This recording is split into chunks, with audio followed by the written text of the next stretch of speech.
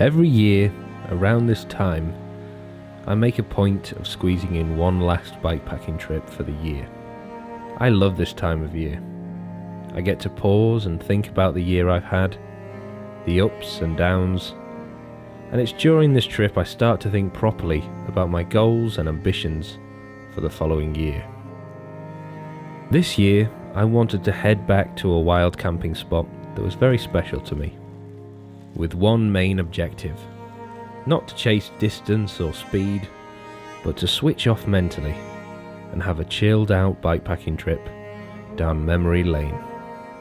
Unfortunately, on the day of the trip, my youngest child was taken to hospital with an infection, so I had to cancel. Thankfully, everything is okay now, but I had an idea. Could I still take stock of the year by revisiting an old adventure?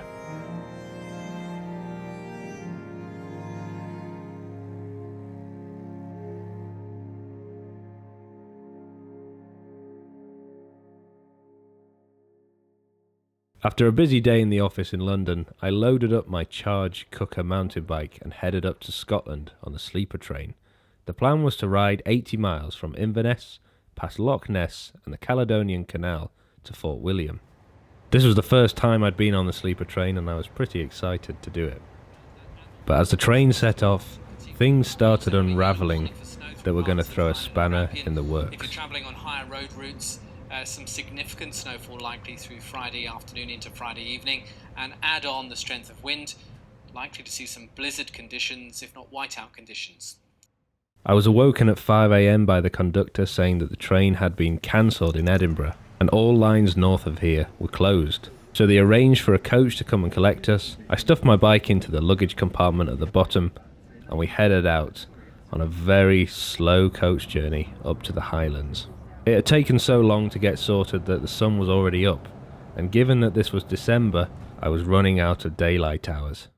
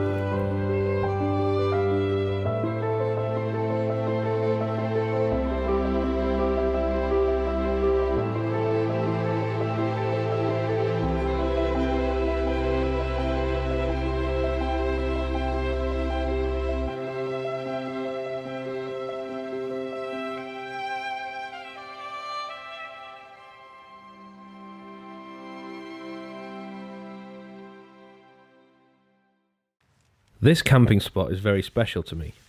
It marks new beginnings. In 2020, me and my dad rode this route and found ourselves looking for a spot to camp. This was the first time I'd decided to make a bikepacking film for YouTube, something I'd wanted to do for years. Night was drawing in and by chance we stumbled across this place, right by the loch, which was perfect. And I've been back a few times now, in summer and winter. This year's been a real roller coaster. Early in the year, I lost my granddad to Alzheimer's disease. And before he died, I'd vowed to ride at least 10 miles every day for the whole year to raise money for Alzheimer's Research UK. And as of now, I've only got about a week left before I complete my challenge. As well as losing a family member, we've gained another. We found out we were expecting our second baby earlier in the year. And in late autumn, we welcomed our second baby boy to the family. It's been really hard having 2 children, working a full-time job and making these YouTube videos, as well as cycling every day for charity this year. I've definitely had my hands full, and it was one of the reasons I was really looking forward to coming on a bikepacking trip and taking the time to reflect on the year. But that's life. Life changes and you've got to adapt. And looking back on this trip that I went on in 2021, I had pretty much no responsibility. And although it's nice to reminisce about those times, in reality, I wouldn't trade the life I've got now for that.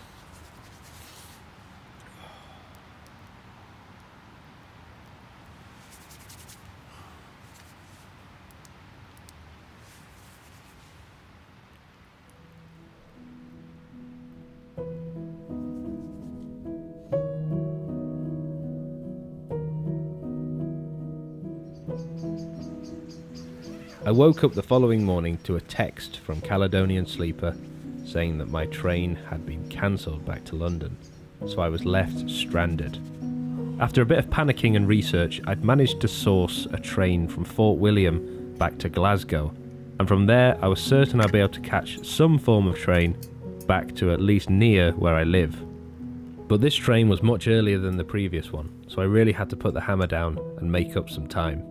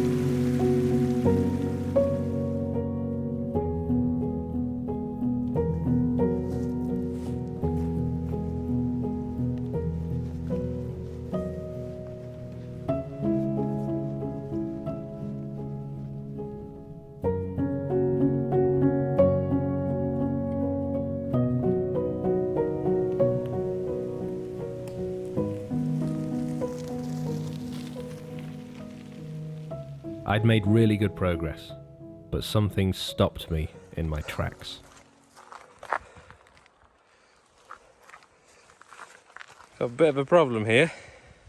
I've had a few fallen trees, but these ones are completely impassable. I've tried going up there and they just keep going all the way. And tried to climb over without the bike, but there's a big hole in the road. It looks like it's completely washed away.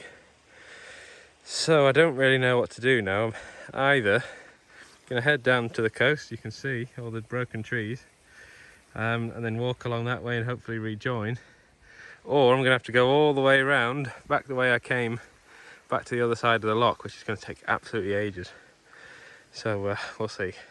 Inevitably, I had to ride back to the other side of the loch on the road. This left me with even less time than I had before, but I had noticed that I could get the train from Speen Bridge instead of riding all the way to Fort William. This was a later stop and fewer miles, so it was much more likely that I was going to be able to make it. And as I was riding the last few miles on the road, Scotland gave me one last parting gift.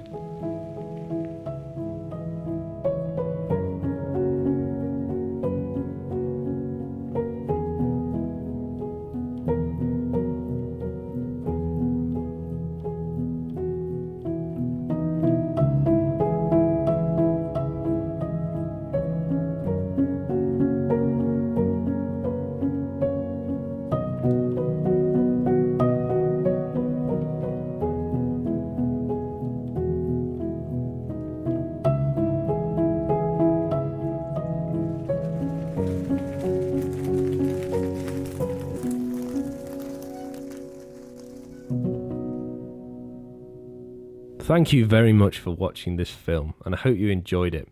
If you want to get me a Christmas present this year, please consider donating to my charity ride that I've been doing all year for Alzheimer's research in memory of my granddad. No matter how small the donation, it makes a huge difference to me and people suffering with Alzheimer's all across the UK, and it means a lot. Thank you very much in advance. Have a wonderful Christmas, and I'll see you in the new year.